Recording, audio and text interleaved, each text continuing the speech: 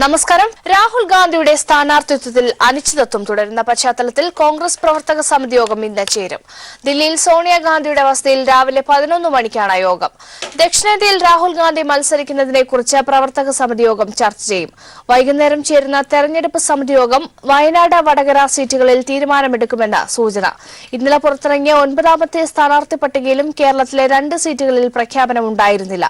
അതേസമയം രാഹുൽ ഗാന്ധിക്ക് മത്സരിക്കാനായി ഹൈക്കമാൻഡ് നേതൃത്വം പരിഗണിച്ച കർണാടകയിലെയും തമിഴ്നാട്ടിലെയും സീറ്റുകളിൽ സ്ഥാനാർത്ഥികളെ പ്രഖ്യാപിച്ചിരുന്നു.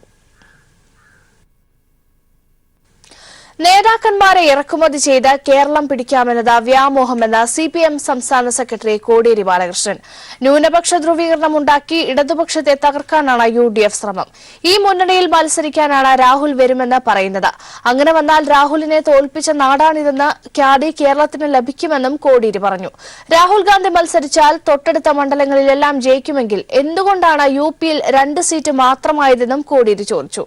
Vadakara Arakkilad CPM branch committee office ഉദ്ഘാടനം ചെയ്ത് സംസാരിക്കുകയായിരുന്നു കോടിയേരി ബാലകൃഷ്ണൻ. വർഗീയ ശക്തികൾക്ക് ഒരിക്കലും ഈ കേരളം ഇടം കൊടുത്തിട്ടില്ല. അത്തരം കൂട്ടുകെട്ടുകളെ അന്ന് തോൽപ്പിച്ചതുപോലെ ഇപ്പോൾ RSS നേതൃത്വത്തിൽ രൂപം കൊള്ളുന്ന ഹിന്ദുത്വ വർഗീയ ശക്തികളെയും SDPI, ജമാഅത്തെ ഇസ്ലാമി, മുസ്ലിം ലീഗിന്റെ കൂടെ ചേർന്നുകൊണ്ട് UDF ഉണ്ടാക്കുന്ന ഈ ന്യൂനപക്ഷ വർഗീയതയെയും നേരിടാൻ ഈ കേരളത്തിന് സാധിക്കണം. ആ ഉത്തർപ്രദേശിൽ എന്താണ് കോൺഗ്രസിന് 2 സീറ്റായി പോയത്? 80 സീറ്റുള്ള ഉത്തർപ്രദേശിൽ കോൺഗ്രസ് ജയിച്ചത് 2 സീറ്റിൽ മാത്രമാണ്. ഏറ്റവും കൂടുതൽ MPമാരുള്ള ഉത്തർപ്രദേശിൽ 2 സീറ്റ് മാത്രമായിട്ട് എന്തുകൊണ്ട് കോൺഗ്രസിന് മാറി? രാഹുൽ ഗാന്ധി പോയിട്ടൊരു സംസ്ഥാനത്ത് മത്സരിച്ചാൽ തൊട്ടടുത്ത സ്ഥലത്തൊക്കെ കോൺഗ്രസ് ജയിക്കുമെങ്കിൽ ഉത്തർപ്രദേശിൽ എല്ലാ സ്ഥലത്തും കോൺഗ്രസ് ജയിക്കണ്ടേ? എന്തുകൊണ്ട് അവിടെ ജയിച്ചില്ല? ഇവിടെ വന്ന് മത്സരിക്കുന്നതിലും നമുക്കൊരു പ്രശ്നവുമില്ല. കാരണം നമുക്കൊരു സൗകര്യം കിട്ടും. എന്താ സൗകര്യം? രാഹുൽ ഗാന്ധിയെ കേരളത്തിൽ തോൽപ്പിച്ചു എന്നൊരു പേര് നേടാൻ ഈ കേരളത്തിന് അവസരം കിട്ടും. രാഹുൽ ഗാന്ധി ഇവിടെ വന്ന് മത്സരിക്കുകയാണ്. ആദ്യഘട്ടം തെരഞ്ഞെടുപ്പ് നടക്കുന്ന രാജ്യത്തെ 91 ലോക്സഭാ സീറ്റുകളിൽ നാമനിർദ്ദേശ പത്രിക നൽകാനുള്ള അവസാന തീയതി ഇന്ന്. ആന്ധ്രാപ്രദേശ്, തെലങ്കാന എന്നീ സംസ്ഥാനങ്ങളിലെ ഭൂരിഭാഗം സീറ്റുകളിലും ഇന്ന് നാമനിർദ്ദേശ പത്രിക സമർപ്പിക്കും. നാളെയാണ് നാമനിർദ്ദേശ പത്രികകളുടെ സൂക്ഷ്മ പരിശോധന. ഓരോ മണ്ഡലത്തിലെയും 50% VVPAT എണ്ണമെന്ന് ആവശ്യപ്പെട്ട് നൽകിയ ഹർജിയിൽ സുപ്രീംകോടതി ഇന്ന് വിശദമായി വാദം കേൾക്കും. ചന്ദ്രബാബു നായിഡു, അരവിന്ദ് കെജ്രിവാൾ, TK രംഗരാജൻ തുടങ്ങി 21 പ്രതിപക്ഷ നേതാക്കളാണ് സുപ്രീംകോടതിയിൽ ഹർജി നൽകിയത്. ചീഫ് ജസ്റ്റിസ് അധ്യക്ഷനായ 3-അംഗ ബെഞ്ചാണ് ഹർജി പരിഗണിക്കുന്നത്. മാർച്ച് 15-ന് ഹർജി പരിഗണിച്ച കോടതി കേന്ദ്ര സർക്കാരിനും തെരഞ്ഞെടുപ്പ് കമ്മീഷനും നോട്ടീസ് അയച്ചിരുന്നു. തെരഞ്ഞെടുപ്പ് കമ്മീഷന്റെ നിലവിലെ മാനദണ്ഡ പ്രകാരം നിയമസഭാ തെരഞ്ഞെടുപ്പ് ആണെങ്കിൽ ഒരു മണ്ഡലത്തിലെ ഒരു ബൂത്തിലെ VVPAT രസീതുകൾ മാത്രമേ എണ്ണുകയുള്ളൂ. ലോക്സഭാ തെരഞ്ഞെടുപ്പാണെങ്കിൽ മണ്ഡലത്തിന്റെ പരിധിയിൽ വരുന്ന എല്ലാ നിയമസഭാ മണ്ഡലങ്ങളിലെയും ഒരു ബൂത്തിലെ VVPAT രസീതുകൾ എണ്ണും. യാദൃശികമായി തെരഞ്ഞെടുക്കുന്നതാണ് ഈ ബൂത്തുകൾ. ശരാശരി 0.44% VVPAT രസീതുകൾ മാത്രമാണ് എണ്ണുന്നത്. ഇത് 50%-ആയി ഉയർത്തണമെന്നാണ് ഹർജിക്കാരുടെ ആവശ്യം. തെരഞ്ഞെടുപ്പ് കമ്മീഷന്റെ ഈ മാനദണ്ഡം ചോദ്യം ചെയ്താണ് 21 പ്രതിപക്ഷ പാർട്ടികളിലെ നേതാക്കൾ സുപ്രീം കോടതിയെ സമീപിച്ചിരിക്കുന്നത്. TK Rangarajan, S Sudhakar Reddy, Chandrababu Naidu, Aravind Kejriwal, KC Venugopal തുടങ്ങി 21 പ്രതിപക്ഷ നേതാക്കളാണ് ഹർജിക്കാർ. ചീഫ് ജസ്റ്റിസ് രഞ്ജൻ ഗൊഗോയ്, ജസ്റ്റിസുമാരായ ദീപക് ഗുപ്ത, സഞ്ജീവ് ഖന്ന എന്നിവരാണ് ഹർജി പരിഗണിക്കുന്നത്. ഓരോ ലോക്സഭാ മണ്ഡലത്തിലെയും എത്ര VVPAT രസീതുകൾ എണ്ണണം എന്നതിനെക്കുറിച്ച് ഇന്ത്യൻ സ്റ്റാറ്റിസ്റ്റിക്കൽ ഇൻസ്റ്റിറ്റ്യൂട്ട് തെരഞ്ഞെടുപ്പ് കമ്മീഷന് കഴിഞ്ഞ ദിവസം റിപ്പോർട്ട് നൽകിയിട്ടുണ്ട്. റിപ്പോർട്ടിന്റെ അടിസ്ഥാനത്തിൽ കേന്ദ്ര തെരഞ്ഞെടുപ്പ് കമ്മീഷൻ ഉടൻ തീരുമാനമെടുക്കും. 50% VVPAT എണ്ണുന്നതിലൂടെ ഇലക്ട്രോണിക് വോട്ടിംഗ് യന്ത്രങ്ങൾ ക്രമക്കേട് നടത്തി തെരഞ്ഞെടുപ്പ് അട്ടിമറിക്കുമെന്ന ആശങ്ക തീർക്കാം. അതോടൊപ്പം ഇലക്ട്രോണിക് വോട്ടിംഗ് യന്ത്രങ്ങൾ കൃത്യവും കാര്യക്ഷമവുമായി പ്രവർത്തിക്കുന്നതെന്ന് ഉറപ്പുവരുത്താം എന്നൊക്കെയാണ് പ്രതിപക്ഷ പാർട്ടികളുടെ വാദം. News bureau, Delhi. ശബരിമല യുവതീ പ്രവേശനവുമായി ബന്ധപ്പെട്ട് ഹൈക്കോടതിയുടെ പരിഗണനയിലുള്ള റിട്ട് ഹർജികൾ സുപ്രീംകോടതിയിലേക്ക് മാറ്റണമെന്ന സംസ്ഥാന സർക്കാരിന്റെ ആവശ്യം ചീഫ് ജസ്റ്റിസ് രഞ്ജൻ ഗൊഗോയ് അധ്യക്ഷനായ ബെഞ്ച് ഇന്ന് പരിഗണിക്കും. കേരള ഹൈക്കോടതി നിയമിച്ച ശബരിമല നിരീക്ഷക സമിതിക്കെതിരെ സർക്കാർ നൽകിയിരിക്കുന്ന ഹർജിയും പമ്പയിലേക്ക് സ്വകാര്യ വാഹനങ്ങൾക്ക് നിയന്ത്രണം ഏർപ്പെടുത്തിയതിനെ ചോദ്യം ചെയ്ത് സമർപ്പിച്ച പൊതുതാൽപര്യ ഹർജിയും കോടതിയുടെ പരിഗണനയ്ക്ക് വരും. ഫെബ്രുവരി 6-നാണ് 56 പുനഃപരിശോധനാ ഹർജികളിൽ സുപ്രീം കോടതിയുടെ 5-അംഗ ഭരണഘടനാ ബെഞ്ച് വാദം കേട്ടത്. കേസിൽ കോടതി വിധി പറയാനിരിക്കെയാണ് ഡീടാഗ് ചെയ്ത ഈ ഹർജികൾ കോടതിയുടെ പരിഗണന വരുന്നത്. മണ്ഡലകാല സമയത്തെ നിരോധനാജ്ഞ ചോദ്യം ചെയ്തും യുവതീ പ്രവേശത്തെ എതിർത്തുമുള്ള 32-ൽ പരം ഹർജികൾ ഹൈക്കോടതിയിൽ നിന്ന് സുപ്രീം കോടതിയിലേക്ക് മാറ്റണമെന്ന് സംസ്ഥാന സർക്കാർ ആവശ്യപ്പെട്ടത് കഴിഞ്ഞ ഡിസംബർ 3-നാണ്. 3 മാസത്തിനു ശേഷമാണ് സർക്കാരിന്റെ ആവശ്യം സുപ്രീം കോടതി പരിഗണിക്കുന്നത്. ഇതിനിടെ ഭൂരിഭാഗം ഹർജികളും ഹൈക്കോടതി തീർപ്പാക്കിയിരുന്നു. 9 ഹർജികൾ മാത്രമാണ് ഇനി ഹൈക്കോടതിയുടെ പരിഗണനയിലുള്ളത്. ഈ ഹർജികൾ സ്റ്റേ ചെയ്യണമെന്ന് സംസ്ഥാന സർക്കാർ ആവശ്യപ്പെടും. എന്നാൽ മണ്ഡലകാലം അവസാനിച്ചതിനാൽ ചീഫ് ജസ്റ്റിസ് രഞ്ജൻ ഗൊഗോയ് അധ്യക്ഷനായ ബെഞ്ചിന്റെ നിലപാട് നിർണായകമാകും. സാധാരണ ക്രമസമാധാന വിഷയങ്ങളിൽ കോടതി ഇടപെടാറില്ലെങ്കിലും ശബരിമലയിൽ നിരീക്ഷണ സമിതിയെ നിയമിക്കുക വഴി കേരള ഹൈക്കോടതി പോലീസിന്റെ അധികാര പരിധിയുള്ള വിഷയത്തിൽ ഇടപെട്ടിരിക്കുകയാണ്. ക്രമസമാധാന പാലനം, തിരക്ക് നിയന്ത്രിക്കുക തുടങ്ങിയ കേരള പോലീസിന്റെ ഉത്തരവാദിത്വത്തിൽ തീരുമാനമെടുക്കാനും ഇടപെടാനും നിരീക്ഷണ സമിതിക്ക് ഹൈക്കോടതി അനുമതി നൽകിയത് പോലീസിന്റെ സ്വതന്ത്രമായ പ്രവർത്തനത്തെ ബാധിക്കുന്നുണ്ടെന്ന് സർക്കാർ ഹർജിയിൽ ചൂണ്ടിക്കാണിച്ചിട്ടുണ്ട്. അതേസമയം മണ്ഡലകാല സമയത്ത് നിലയ്ക്കൽ പമ്പ റൂട്ടിൽ KSRTC 30% അധിക ചാർജ് വാങ്ങുന്നതും പമ്പയിലേക്ക് സ്വകാര്യ വാഹനങ്ങൾക്ക് നിയന്ത്രണം ഏർപ്പെടുത്തിയതും ചോദ്യം ചെയ്ത് ഹിന്ദു ഐക്യവേദി നേതാവ് RV ബാബു സമർപ്പിച്ച ഭൂതാൽപര്യ ഹർജിയും സുപ്രീം കോടതി പരിഗണിക്കും. News bureau, Delhi. മുത്തലാഖിനെ ക്രിമിനൽ കുറ്റമാക്കുന്ന ഓർഡിനൻസിനെതിരെ സമസ്ത സമർപ്പിച്ച ഹർജി സുപ്രീം കോടതി ഇന്ന് പരിഗണിക്കും. ചീഫ് ജസ്റ്റിസ് രഞ്ജൻ ഗൊഗോയ് അധ്യക്ഷനായ ബെഞ്ചാണ് കേസ് പരിഗണിക്കുന്നത്. സുപ്രീം കോടതി ഭരണഘടനാ ബെഞ്ചിന്റെ വിധിയും മൌലിക അവകാശങ്ങളും ലംഘിക്കുന്നതാണ് മുത്തലാഖ് ഓർഡിനൻസ് എന്നാണ് ഹർജിക്കാരുടെ വാദം. അതിനാൽ ഓർഡിനൻസ് സ്റ്റേ ചെയ്യണമെന്നതാണ് സമസ്ത കേരളയുടെ ആവശ്യം.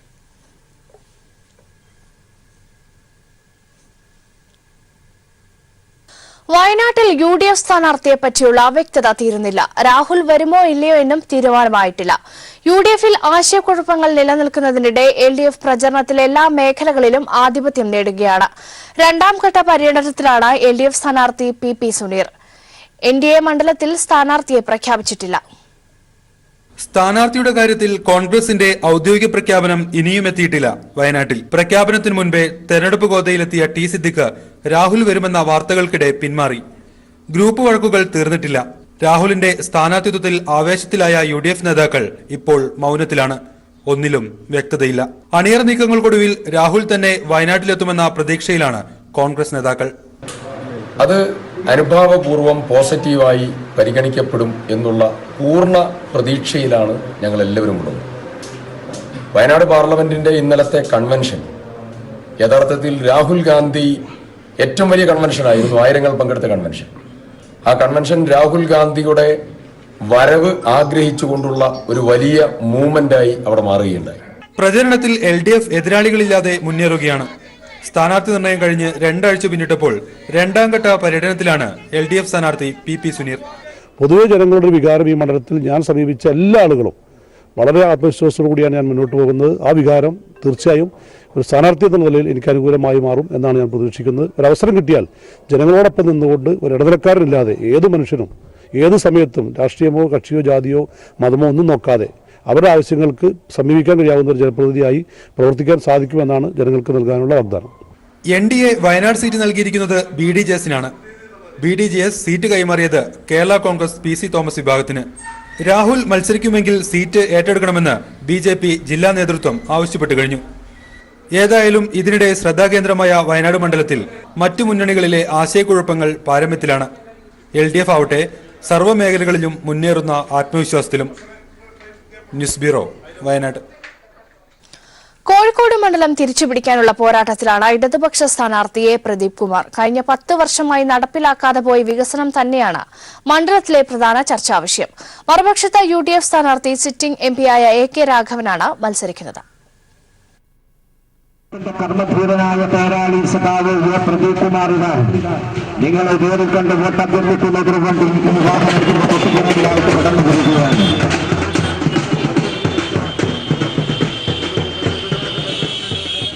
കോഴിക്കോട് മണ്ഡലത്തിൽ കനത്ത വേനൽ ചൂടിലും സ്ഥാനാർത്ഥി പര്യടനങ്ങൾക്കും തെരഞ്ഞെടുപ്പ് ചർച്ചകൾക്കും ചൂടേറുകയാണ്.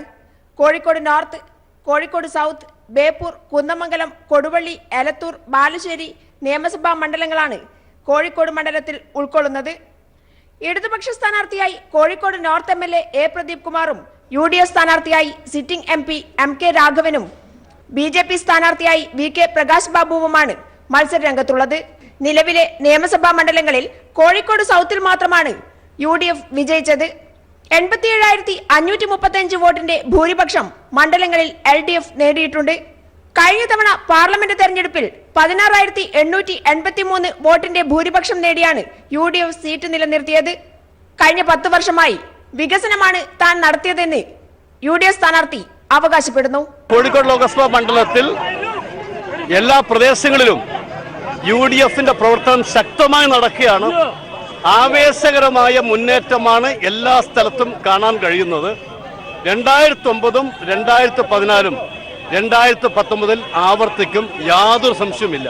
പാർലമെന്റിൽ നിന്നും മണ്ഡലത്തിനാവശ്യമായ വികസന പ്രവർത്തനങ്ങളൊന്നും നേടിയെടുക്കാൻ സിറ്റിംഗ് MPക്ക് കഴിയാത്തതും മണ്ഡലത്തിലെ വികസന മുരടിപ്പുമാണ് ഇടതുപക്ഷം ഉയർത്തിക്കാട്ടുന്ന പ്രധാന തെരഞ്ഞെടുപ്പ് വിഷയം. കോഴിക്കോട് പാർലമെന്റ് മണ്ഡലത്തിന്റെ പരിധിയിൽ കഴിഞ്ഞ ഒരു 10 വർഷം എടുത്താൽ പാർലമെന്റ് അംഗത്തിൻ്റെയൊക്കെ നേതൃത്വത്തിൽ നടക്കേണ്ടുന്ന പ്രധാന പ്രവർത്തനം അത് നടന്നില്ല.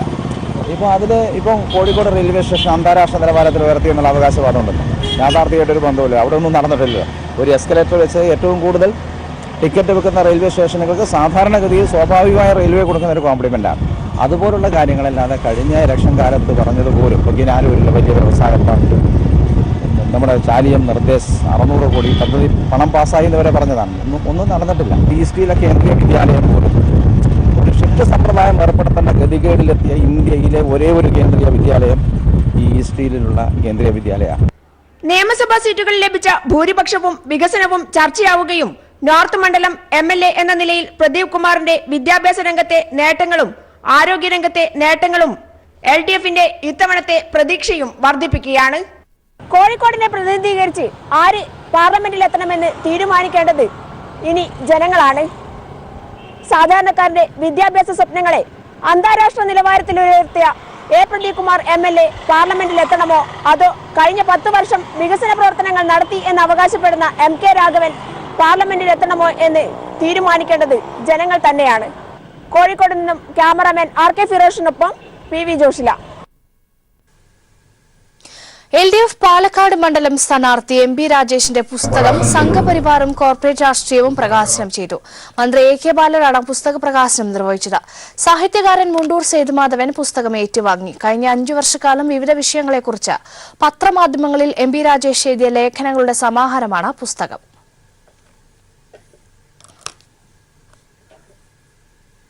ഇടവേള. വെള്ളാപ്പള്ളിക്കെതിരെ ആലപ്പുഴയിൽ ആഞ്ഞടിച്ച മുൻ KPCC പ്രസിഡന്റ് VM സുധീരൻ. നിലപാടുകളില്ലാത്ത നേതാവാണ് വെള്ളാപ്പള്ളി എന്ന VM. വെള്ളാപ്പള്ളിയെ അധിക്ഷേപിച്ചതിൽ പ്രതിഷേധിച്ച പത്രസമ്മേളനത്തിൽ നിന്ന് D സുഗതൻ ഇറങ്ങിപ്പോയി. ഷാനിമോൾ ഉസ്മാന്റെ തെരഞ്ഞെടുപ്പുമായി ബന്ധപ്പെട്ട് ആലപ്പുഴ DCC ഓഫീസിൽ നടന്ന വാർത്താ സമ്മേളനത്തിലാണ് നാടകീയ രംഗങ്ങൾ അരങ്ങേറിയത്. SNDP യോഗം ജനറൽ സെക്രട്ടറിക്കെതിരെ VM സുധീരൻ നടത്തിയ ആരോപണങ്ങളാണ് കോൺഗ്രസ് നേതാവായിട്ടുള്ള D സുഗതനെ ചൊടിപ്പിച്ചത്. SNDP യോഗത്തിൻ്റെ ജനറൽ സെക്രട്ടറി ആയിരിക്കുന്ന ഒരു വ്യക്തി ഇന്ന് ശരിക്കും പറഞ്ഞാൽ അദ്ദേഹം ഈ നാഴികയ്ക്ക് 40 വട്ടം അഭിപ്രായം മാറ്റിയും മറിച്ചും പറഞ്ഞ് സ്വയം വിശ്വാസ്യത സ്വയം നഷ്ടപ്പെടുത്തിയ ഒരാളാണ്. വെള്ളാപ്പള്ളിക്കെതിരെ VM സുധീരൻ ആരോപണങ്ങൾ ഉന്നയിക്കുന്നതിനിടയിലാണ് SN ട്രസ്റ്റ് എക്സിക്യൂട്ടീവ് അംഗം കൂടിയായിട്ടുള്ള D സുഗതൻ പത്രസമ്മേളനത്തിനിടയിൽ നിന്ന് ഇറങ്ങിപ്പോയത്. അനവസരത്തിലാണ് VM സുധീരൻ ഇത്തരത്തിലുള്ള പരാമർശങ്ങൾ നടത്തിയതെന്നാണ് പിന്നീട് D സുഗതൻ മാധ്യമങ്ങളോട് പറഞ്ഞത്. അല്ല, SNDPക്ക് വെള്ളാപ്പള്ളിക്ക് എതിരായിട്ട് ആരെങ്കിലും പറഞ്ഞാൽ അതിന് കൂടെ ഇരിക്കത്തില്ല. അത് വേണ്ടായിരുന്നു. ഒരു തെരഞ്ഞെടുപ്പ് സമയത്ത് ഇത് വേണ്ടായിരുന്നു. SNDP യോഗം ജനറൽ സെക്രട്ടറി അല്ലെങ്കിൽ അദ്ദേഹത്തെ അധിക്ഷേപിച്ചുകൊണ്ട് പത്രസമ്മേളനം നടന്നാരായാലും അവിടെ ഇരിക്കില്ല. പിന്നീട് DCC യോഗത്തിൽ VM സുധീരൻ പൊട്ടിത്തെറിച്ചു. പാർട്ടിയിൽ യൂദാസുകളുണ്ടെന്നും പാർട്ടിയെ ഒറ്റുകൊടുക്കുന്ന യൂദാസുകളെ മാറ്റി നിർത്തണമെന്നുമാണ് VM സുധീരൻ പറഞ്ഞത്. CPMന്റെയും BJPയെയും സഹായിക്കുകയാണ് ഇക്കൂട്ടർ ചെയ്യുന്നതെന്നും VM സുധീരൻ പറഞ്ഞു. Shajahan, news bureau, Alappuzha. ന്യൂസിലാൻഡിൽ വെടിവെപ്പിൽ മരിച്ച ആൻസി അലി ബാവയുടെ മൃതദേഹം ഇന്ന് പുലർച്ചെ 3:15 നെടുമ്പാശ്ശേരിയിലെത്തിച്ചു. MLAമാരായ അൻവർ സാദത്ത്, ഹൈബി ഈഡൻ, ഇബ്രാഹിം കുഞ്ഞ്, റോജിയം ജോൺ, ഇരിങ്ങാലക്കുട RDO കാർത്തിയായനി ദേവി, മുൻ MLA ബെന്നി ബെഹനാൻ, ബന്ധുമിത്രാദികൾ എന്നിവർ ചേർന്ന് ആൻസി അലി ബാവയുടെ മൃതദേഹം ഏറ്റുവാങ്ങി. കൊടുങ്ങല്ലൂർ മേത്തല കമ്മ്യൂണിറ്റി ഹാളിൽ രാവിലെ 10:30 വരെ മൃതദേഹം പൊതുദർശനത്തിന് വയ്ക്കും. തുടർന്ന് 11 മണിക്ക് ചേരമാൻ ജുമാ മസ്ജിദിൽ ഖബറടക്കും.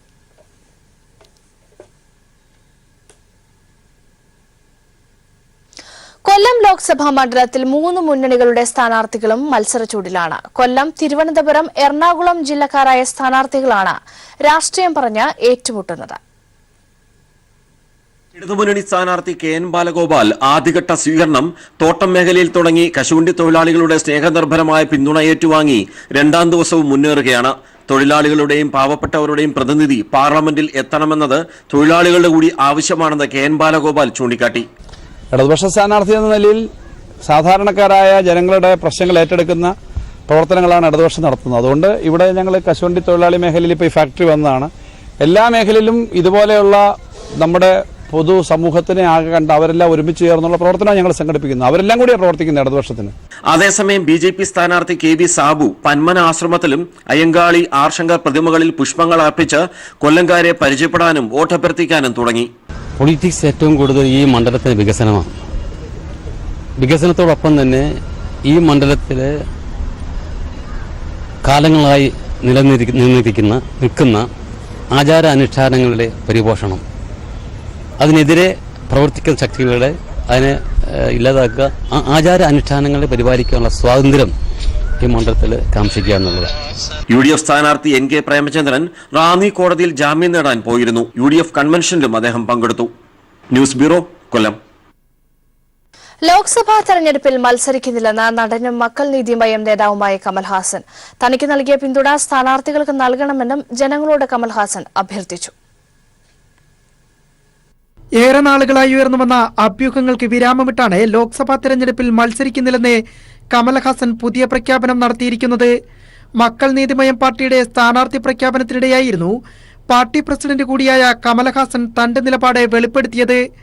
എന്നാൽ തനിക്ക് നൽകിയ പിന്തുണ പാർട്ടിയുടെ കീഴിൽ മത്സരിക്കുന്ന മുഴുവൻ സ്ഥാനാർത്ഥികൾക്ക് നൽകണമെന്നും കമൽഹാസൻ അഭ്യർത്ഥിച്ചു. തമിഴ്നാട്ടിലെ മുഴുവൻ സീറ്റുകളിലെ സ്ഥാനാർത്ഥികളെയും കമൽഹാസൻ പ്രഖ്യാപിക്കുകയും ചെയ്തു. ഇതിനിടെ 50 ലക്ഷം പേർക്ക് തൊഴിലും സ്ത്രീകൾക്ക് തുല്യവേതനവും വാഗ്ദാനം നൽകിയുള്ള മക്കൾ നീതിമയ്യത്തിന്റെ പ്രകടന പത്രികയും കമൽഹാസൻ പുറത്തിറക്കി. കർഷകർക്ക് 100% ലാഭം വാഗ്ദാനം ചെയ്യുന്ന തരത്തിലാണ് പ്രകടന പത്രിക. തമിഴ്നാടിന്റെ വികസനത്തിലൂന്നിയുള്ള പ്രചാരണമാകും പാർട്ടി നടത്തുകയെന്നും പ്രകടന പത്രികയിൽ വ്യക്തമാക്കുന്നു. അതേസമയം സമാന ചിന്താഗതിക്കാരായ പാർട്ടികളുമായി സഖ്യത്തിന് തയ്യാറാണെന്ന് പറയുന്ന മക്കൾ നീതിമയം പ്രസിഡന്റ് സഖ്യത്തിന് നേതൃത്വം നൽകുകയാണോ അതോ സഖ്യത്തിന്റെ ഭാഗമാവുകയാണെന്ന കാര്യത്തെക്കുറിച്ച് വ്യക്തമായി ഇതുവരെ പ്രതികരിച്ചിട്ടില്ലെന്നതും ശ്രദ്ധേയമാണ്. തമിഴ്നാടിന്റെ DNA-യിൽ മാറ്റം വരുത്താൻ ശ്രമിക്കുന്ന പാർട്ടികളുമായി സഖ്യം ചേരില്ലെന്ന് കമൽഹാസന്റെ മുൻ നിലപാടിനി എങ്ങനെയായിരിക്കുമെന്നാണ് തമിഴ്നാട് രാഷ്ട്രീയം ഉറ്റുനോക്കുന്നത്. News desk.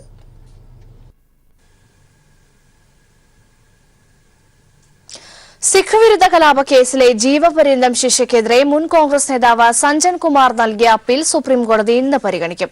അപ്പീലിൽ വാദം കേൾക്കുന്നതിൽ നിന്ന് സുപ്രീംകോടതി ജസ്റ്റിസ് സഞ്ജയ് ഖന്ന ഫെബ്രുവരി 25-ന് പിന്മാറിയിരുന്നു. ജസ്റ്റിസുമാരായ SK ബോബ്ദെ, അബ്ദുൽ നസീർ എന്നിവരുടെ ബെഞ്ചാണ് അപ്പീലിൽ ഇന്ന് വാദം കേൾക്കുന്നത്.